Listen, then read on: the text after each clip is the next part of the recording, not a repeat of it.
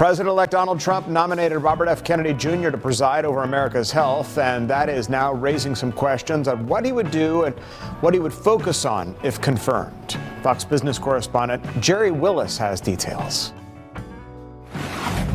Robert F. Kennedy's name may be most closely associated with his opposition to vaccines, but if the activist is approved by Congress to lead Health and Human Services... In the land of the free, Americans walk down grocery aisles lined with danger without even knowing it. Bright labels shout healthy, light, or low fat, but beneath the slogans lie ingredients so toxic, entire nations have banned them.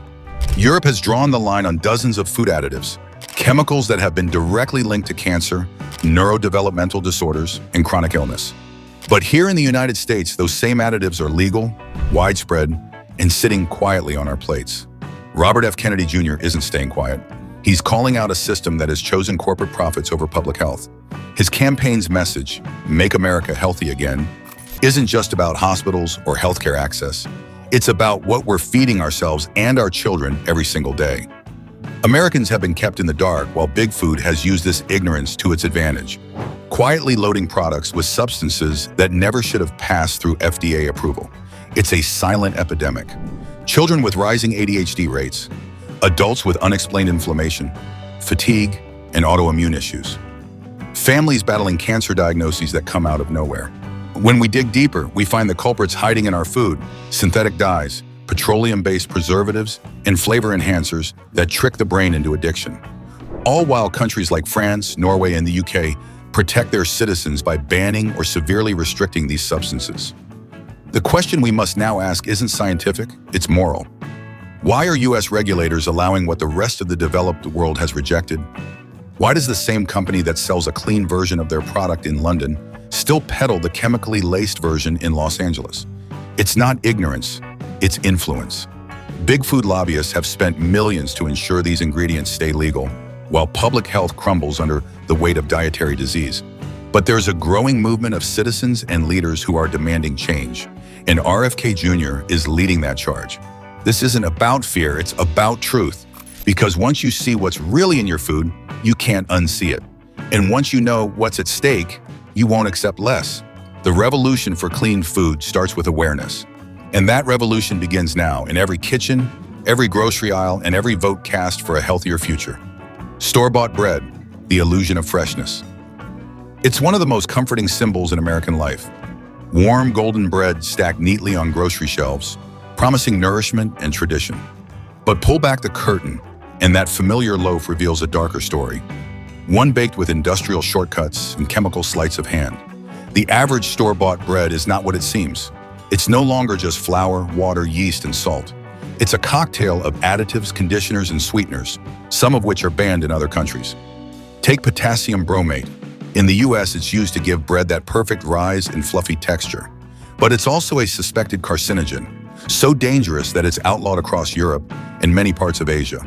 Yet here, it's perfectly legal, found in countless sandwich breads, dinner rolls, and hamburger buns. Why? Because it's cheaper for manufacturers and more stable on the shelf. Your health? Secondary.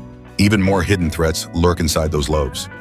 Calcium propionate has been linked in some studies to behavioral issues like ADHD. Then there are dough conditioners like Daytem and azodicarbonamide, better known as the yoga mat chemical, used to create consistency in mass-produced dough. It may help machines process bread faster, but it also helps push unnatural compounds into your digestive system. High fructose corn syrup and sucralose sneak their way into so-called healthy or light breads, disguised with labels that sound like wellness but deliver the opposite.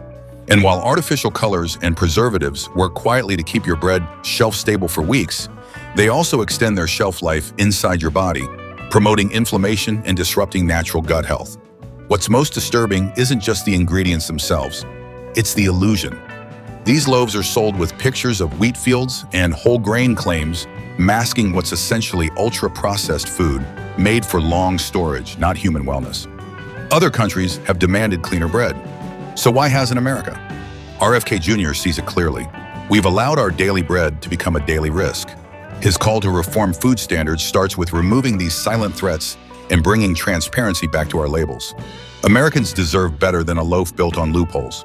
It's time to rebuild our food system from the crust in. Potato chips, a crunchy chemical cocktail. They're marketed as snacks, but they're engineered like science experiments. Potato chips, the crunchy favorite of kids and adults alike, have become a symbol of everything wrong with the American food system. Behind every satisfying bite lies a factory formula of heat, chemicals, and preservatives that's as far from a potato as a plastic bag is from a farm.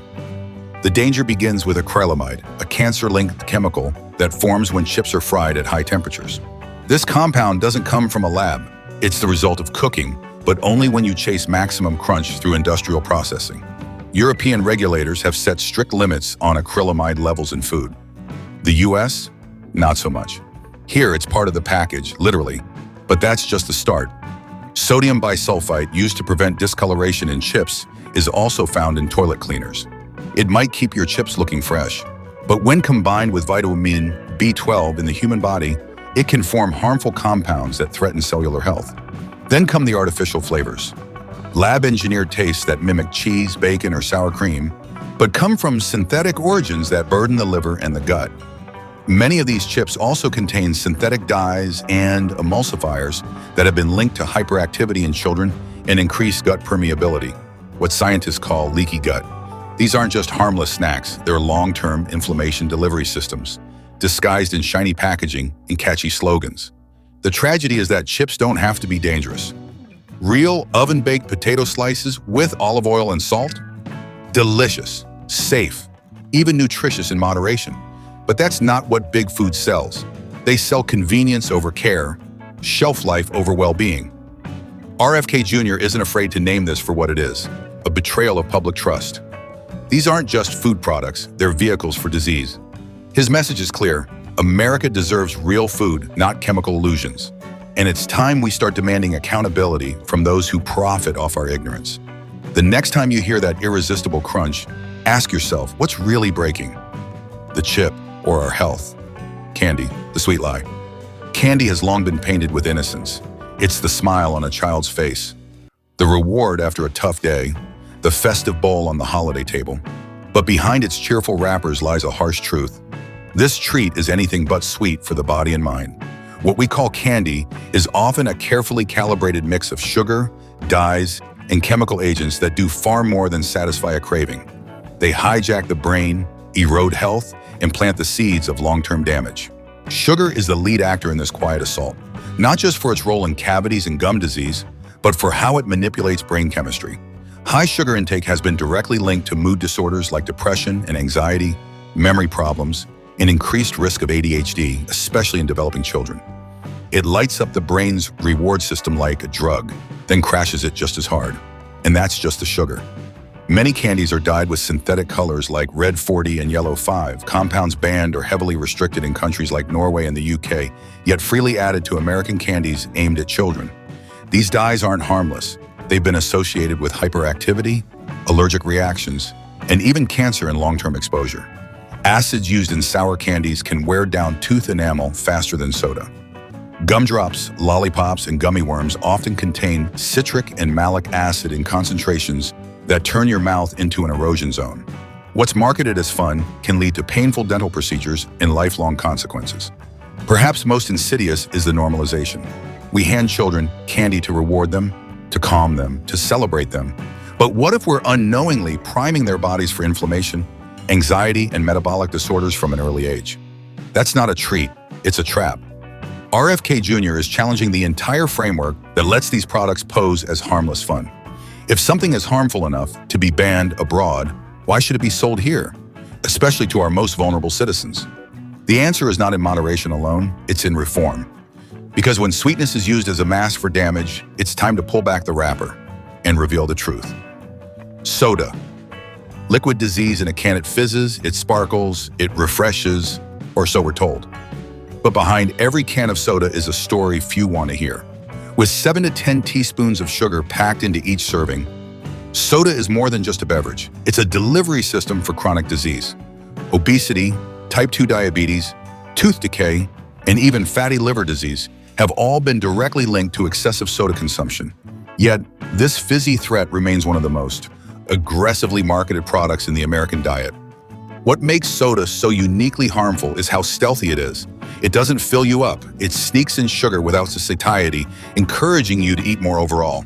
And the sugar spike triggers insulin surges that over time lead to insulin resistance, the key driver of diabetes and many metabolic conditions. Add the caffeine and acid into the mix, and you've got a recipe for blood sugar crashes, addiction, and digestive distress. The acidity is no small issue. Soda is corrosive enough to clean rust off a coin, a party trick many have seen, but few connect to their own bodies. That same acid wears away at tooth enamel and contributes to bone demineralization. For children and teens who consume these drinks in massive quantities, the damage compounds over time, leading to lifelong health struggles. Diet sodas aren't safer. Artificial sweeteners like aspartame and sucralose may reduce calories, but they come with their own risks: gut microbiome disruption, headaches, and even potential links to anxiety and mood disorders. So why is soda still a staple in so many homes and schools? The answer, again, lies in profit. It's cheap to produce, addictive by design, and backed by billion-dollar marketing campaigns. Public health be damned. RFK Jr. wants to put that truth front and center.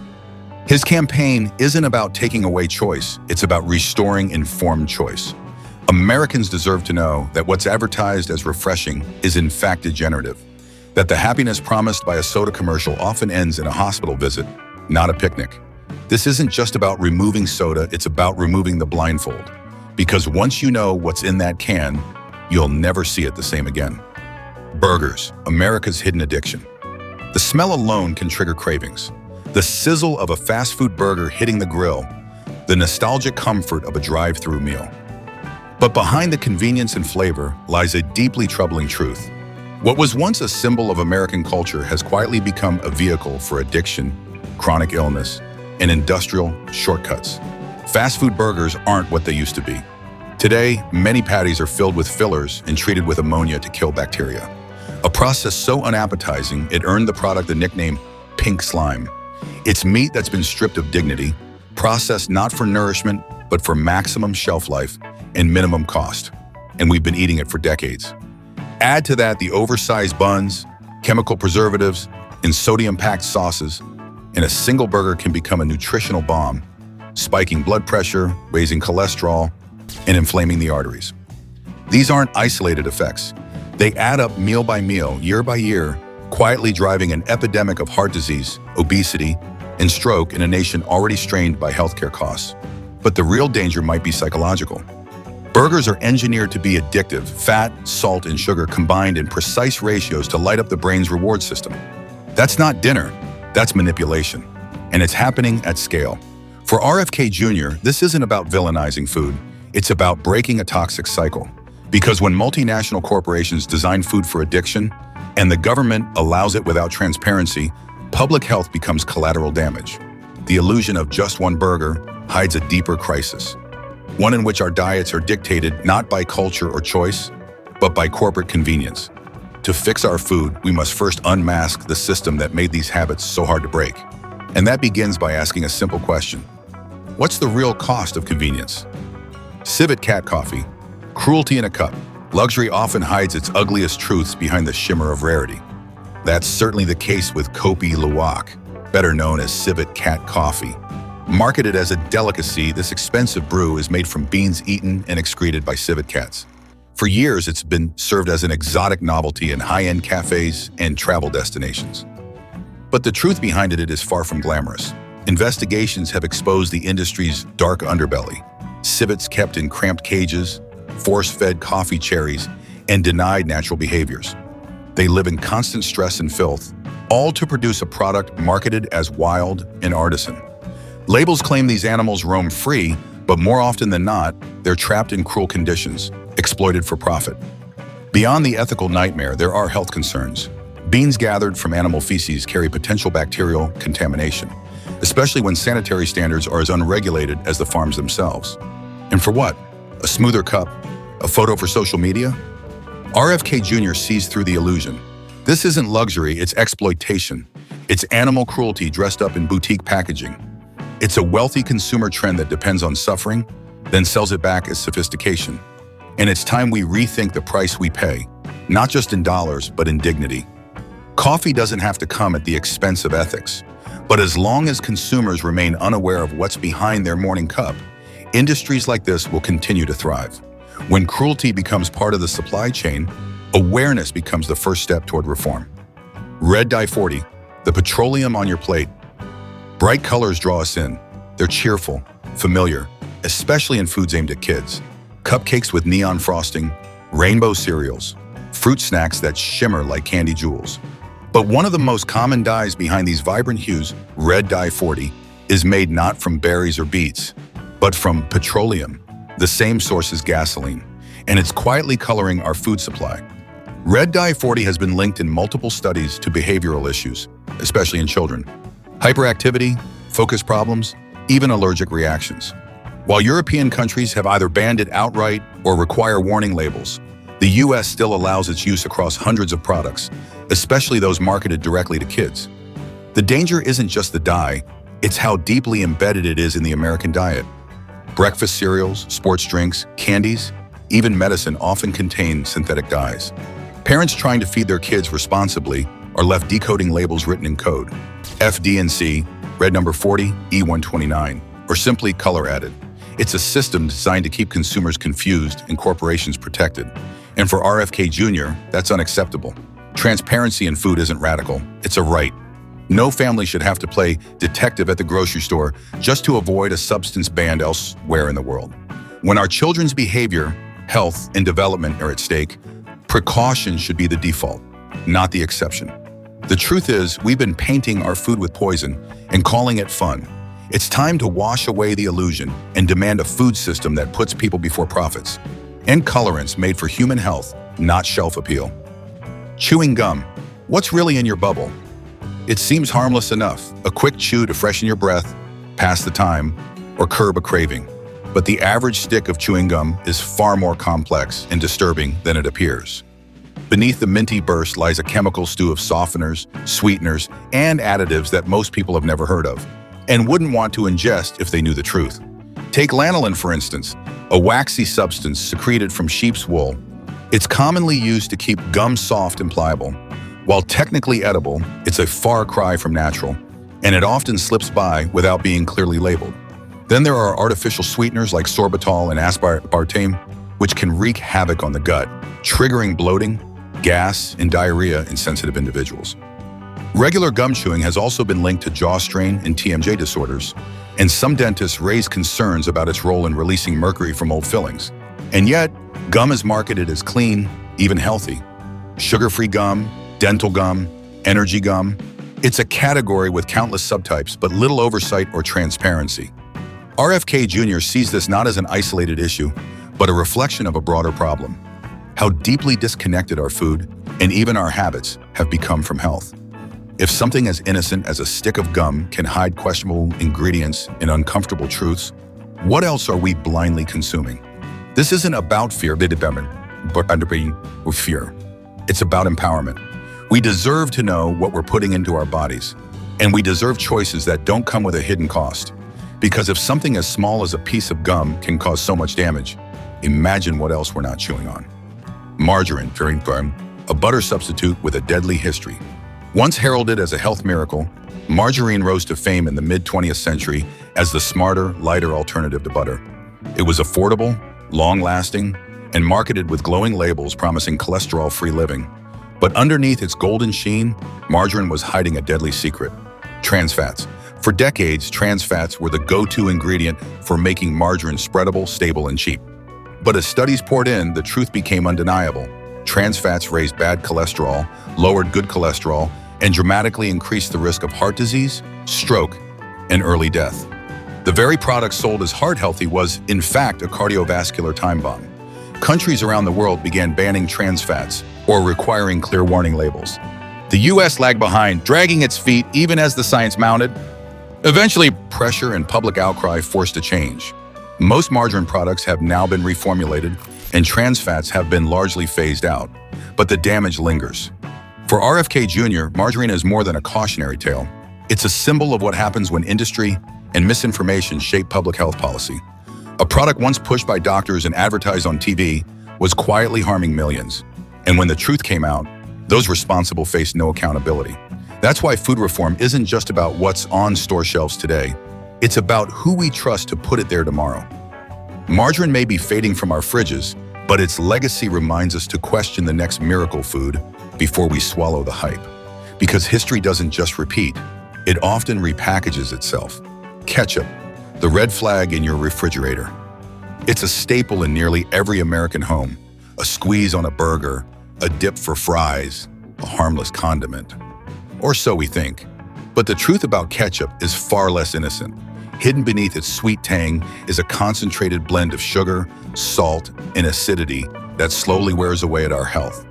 One small serving contains more sugar than people realize, often from high fructose corn syrup, a sweetener linked to obesity, insulin resistance, and liver strain. It's not just the amount, it's the frequency. A little here, a little there, and suddenly ketchup becomes a vehicle for excessive sugar intake. Combined with sodium levels that rival processed snacks, this innocent red sauce starts to resemble a nutritional landmine. Then there are the acids, citric, malic, and sometimes acetic, used to preserve shelf life and sharpen flavor. Over time, they wear down the lining of the stomach and esophagus, contributing to acid reflux and digestion problems. For children who dip liberally and often, the cumulative impact can be even more severe. What's most dangerous is how unnoticed it all is. Ketchup lives in the background of our meals, an afterthought, but its effects are anything but minor. For RFK Jr., these everyday items are exactly where the food fight must begin. If something as basic as ketchup can quietly degrade our health, what else have we overlooked? As with so many products on American shelves, it's not about fear, it's about informed choice. Because once you know what's really in that bottle, you might start rethinking more than just your fries. And that's where change begins, in the quiet moments between bites when awareness replaces assumption. Canned mushrooms, botulism in a tin, they seem like a healthy shortcut, earthy, convenient, and shelf-stable. A can of mushrooms in your pantry can quickly turn into a topping, a stew, or a side dish. But behind that metal lid is a risk that most people never consider. Canned mushrooms carry a shadow of danger few are even aware of, and it all comes down to how they're processed, stored, and preserved. Botulism, a potentially deadly form of food poisoning, can develop in improperly canned foods. And while rare, outbreaks still happen. Staphylococcus contamination, high sodium levels, and traces of BPA from can linings add to the concern. The very container meant to keep food safe can become a vessel for toxins if something goes wrong in manufacturing or storage. Even when no immediate illness occurs, canned mushrooms often come with a significant nutritional cost. The high-heat sterilization process depletes many of the antioxidants and vitamins that make mushrooms beneficial in the first place. What you're left with is a product that looks like health food, but may offer little more than texture, and there's something unsettling about the trust we place in convenience.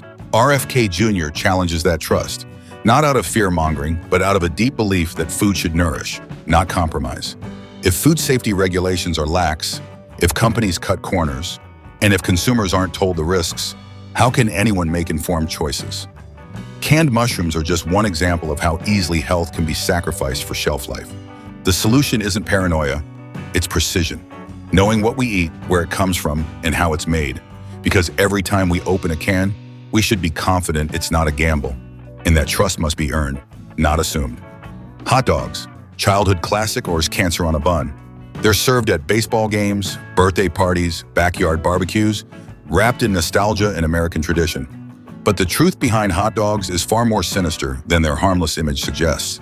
These classic staples have been labeled by the World Health Organization as Group 1 carcinogens, the same category as tobacco and asbestos.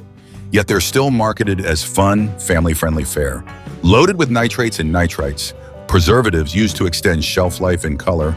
Hot dogs contribute to the formation of cancer-causing compounds in the body. For children who often consume them at school lunches and weekend gatherings, the long-term impact can be devastating. Studies have linked regular consumption to increased risks of leukemia in children and colorectal cancer in adults. And it's not just what's listed on the label that's cause for concern. Hot dogs have repeatedly been the subject of product recalls, containing everything from bits of metal and plastic to, in one shocking case, razor blades. The mystery meat reputation isn't a myth, it's a warning. RFK Jr. views this as more than just a health crisis. It's a moral one. How can we knowingly feed our kids something with a known cancer risk while calling it a treat? Why are these products allowed to remain on shelves when cleaner, safer alternatives exist? These are the uncomfortable questions we must ask, not to stir panic, but to demand accountability. It's time to stop dressing up danger in mustard and relish. When the foods we associate with childhood joy come with adult consequences, we need to rethink what we're celebrating. Because behind every hot dog handed to a child is a choice, and it's time we made the right one. Shredded cheese. Say cheese. To wood pulp? It sounds absurd, even laughable, until you check the label. Many brands of shredded cheese use cellulose to prevent clumping. That cellulose? It often comes from wood pulp. Yes, the same substance used in paper and insulation is added to the cheese sitting in your fridge. And while technically edible, it raises a deeper question. How far are we willing to let food drift from nature? Pre-shredded cheese is convenient, no doubt, but that convenience comes at a cost. Cellulose doesn't melt properly, which affects both the taste and texture of your food.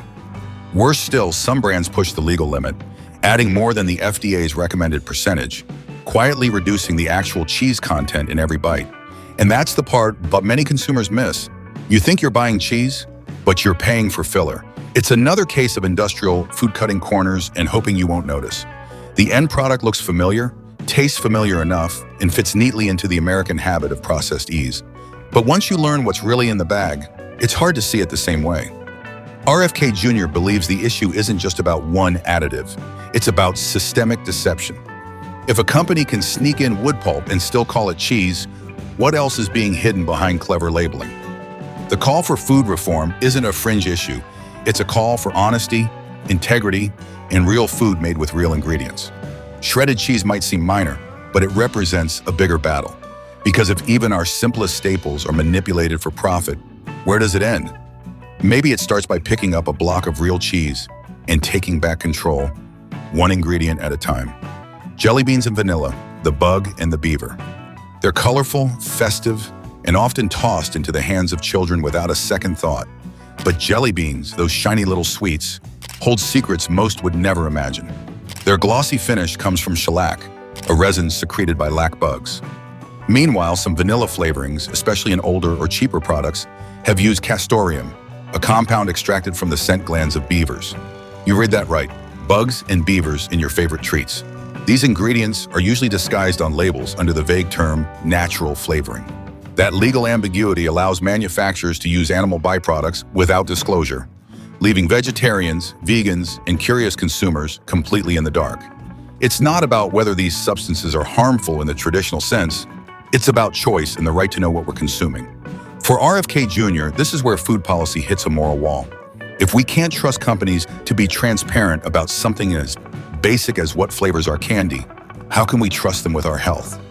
The issue isn't the bug or the beaver, it's the secrecy, the erosion of informed consent under the guise of culinary creativity. This isn't about demonizing candy or tradition, it's about drawing the line. If we're willing to allow industry to blur it for the sake of novelty, we may soon find ourselves eating things we'd never consciously choose. The next time you unwrap a jelly bean or pour a drop of vanilla extract, ask yourself, do you really know what's inside? Because the truth is, when the food industry hides behind vague language, it's not just flavor that gets lost, it's trust.